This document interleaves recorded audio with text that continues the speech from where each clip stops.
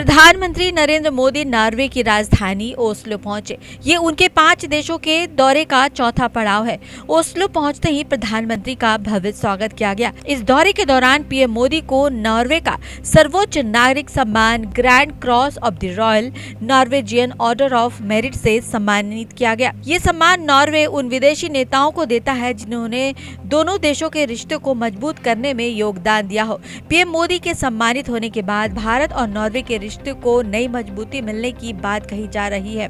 Social media पर भी इस सम्मान की खूब चर्चा हो रही है। ओस्लो में प्रधानमंत्री नरेंद्र मोदी ने कहा कि दुनिया इस समय अस्थिरता और संघर्ष के दौर से गुजर रही है, लेकिन ऐसे माहौल में भारत और यूरोप अपने देशों के लिए स्वर्णिम युग में प्रवेश कर रहे हैं। उन्होंने भारत नॉर्वे साझेदारी को साझा समृद्धि का ब्लूप्रिंट बताते हुए बड़े निवेश और रोजगार लक्ष्य का जिक्र किया। आज विश्व एक अस्थिरता और अनिश्चितता के दौर से गुजर रहा है।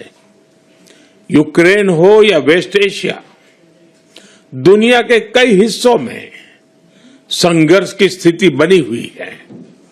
ऐसे में भारत और यूरोप अपने संबंधों के एक नए स्वर्णिम युग में प्रवेश कर रहे हैं। पिछले वर्ष भारत और यूरोपियन फ्री ट्रेड एसोसिएशन के एक ऐतिहासिक trade and economic partnership agreement लागू किया। भारत नॉर्वे दोस्ती मजबूत 32वां अंतर्राष्ट्रीय अवार्ड। ओस्लो में प्रधानमंत्री नरेंद्र मोदी ने भारत नॉर्वे रिश्ते को हरित रणनीतिक साझेदारी का नया स्वरूप बताया। उन्होंने कहा कि साफ ऊर्जा, जलवायु सुदृढ़ता और ग्रीन शिपिंग जैसे क्षेत्रों में भारत की स्किल, स्पीड और टैलेंट नॉर्वे की तकनीक और पूंजी के साथ मिलकर वैश्विक समाधान विकसित करेंगे। पीएम मोदी ने अनुसंधान, शिक्षा और नवाचार को भी दोनों देशों के रिश्तों का मजबूत आधार बताया। आज हम भारत नॉर्वे संबंधों को एक ग्रीन स्ट्रेटेजिक पार्टनरशिप का स्वरूप दे रहे हैं।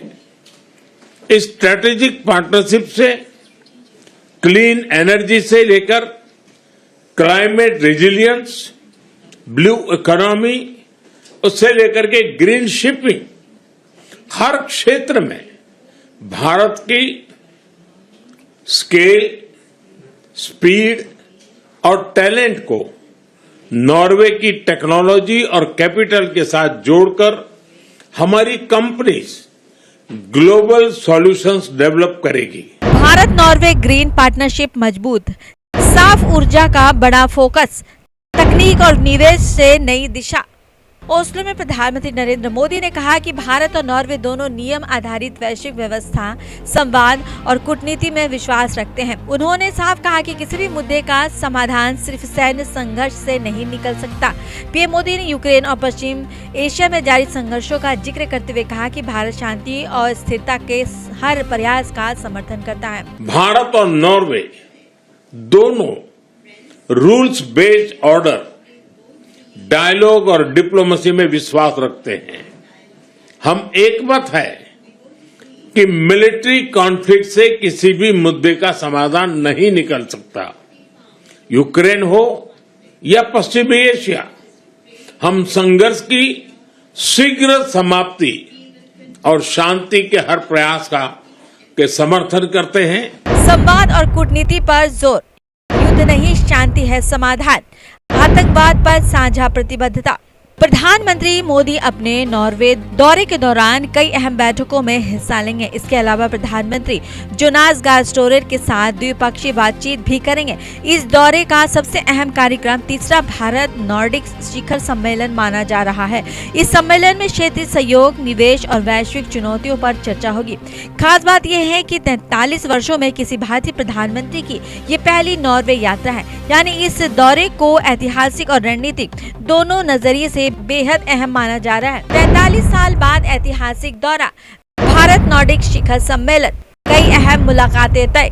प्रधानमंत्री मोदी का ये दौरा ऐसे समय में हो रहा है जब भारत वैश्विक मंच पर अपनी भूमिका लगातार मजबूत कर रहा है।